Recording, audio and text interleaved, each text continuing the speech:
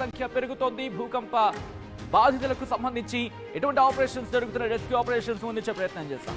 ఇప్పటి వరకు దాదాపు 100 మంది చనిపోయినట్లు చెబుతోన్నాయి అధికారిక గణాంకాలు. మృతుల సంఖ్య మరింత పెరిగే అవకాశం ఉన్నట్టు కూడా చర్చ జరుగుతోంది. నేపాల్ టిబెట్ సరిహద్దులతో పాటు భారత్లోని పలు ప్రాంతాల్లో ప్రకంపనలు కనిపించాయి. ఉదయం 6:35 ప్రాంతంలో ఈ ప్రకంపనలు ఈ భూకంపం చోటు చేసుకుంది. టిబెట్లోని షిజాంగ్లో 10 కిలోమీటర్ల లోతులో భూకంప కేంద్రం గుర్తించారు అధికారులు. భూకంపం తర్వాత టిబెట్లో మరో 2 సార్లు ప్రకంపనలు వచ్చాయి. ఇండియాలోని ఢిల్లీ ఎన్సీఆర్తో పాటు పశ్చిమ బెంగాల్, బీహార్, మణిపూర్లో కూడా ప్రకంపనలు వచ్చాయంటే అర్థం చేసుకోవచ్చు. దీనికి సంబంధించి మీరు చూస్తున్నారు ఒకసారి విజువల్స్ ఇక్కడ ఆన్ స్క్రీన్ మీకు ఎక్స్ప్లెయిన్ చేసే ప్రయత్నం చేస్తాను. స్థానిక కాలమాన ప్రకారం ఫ్రమ్ ద బిగినింగ్ వెళ్లే ప్రయత్నం చేస్తే కనుక స్థానిక కాలమాన ప్రకారం అక్కడ వరుస ఘటనలు చోటు చేసుకున్న విజువల్స్ మీరు చూడొచ్చు. 7/1/2025 మీరు చూస్తే ఉదయం 9:26 ప్రాంతం ఆ సీసీటీవీ ఫుటేజ్ మీరు చూడొచ్చు.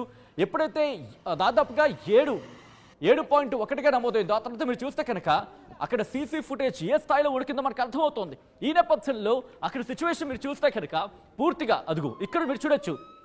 మొత్తం అందరూ భయభ్రాంతులకు లోనైపోయారు. ఇక్కడ మీరు చూస్తే కనుక షాప్లో సామాన్లు ఎవరో కింద కుదిపేస్తున్నట్టు. ఓ మై గాడ్, నిజంగా భయం వేస్తూ ఉంటుంది ఇలాంటి సందర్భం. ఎందుకంటే మీరు సపోజ్ నేను ఈ బిల్డింగ్లో ఉన్నాను, ఈ బిల్డింగ్ ఒక్కసారి షాక్ గురైంది అనుకోండి, ఎలా ఉంటుంది? భయం వేస్తుంది. వెంటనే పరిగెట్టి పారిపోవాలనిపిస్తుంటుంది. కానీ ఆ షాక్స్, ఆ వైబ్రేషన్స్, మరి ముఖ్యంగా షాక్స్ ఎప్పుడైతే ప్రకంపనలు స్టార్ట్ అవుతాయో ప్రకంపనల ధాటికి సంబంధించి రెస్క్యూ ఆపరేషన్స్ కూడా మీరు చూస్తే